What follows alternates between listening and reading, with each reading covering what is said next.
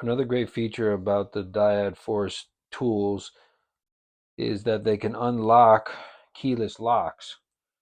Now here's two examples of keyless locks. And to add the Dyad Force tool as a key, you need to follow the lock's instructions on how to do that.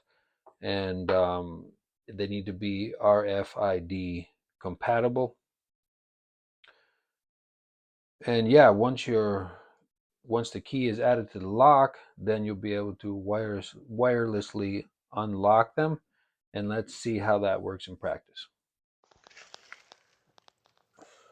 Yeah, one of the best things I love about the Dyad Force key is that it opens up wireless locks so effortlessly.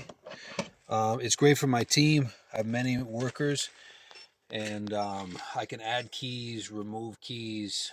It's just a fantastic added feature to the Dyad Force key. And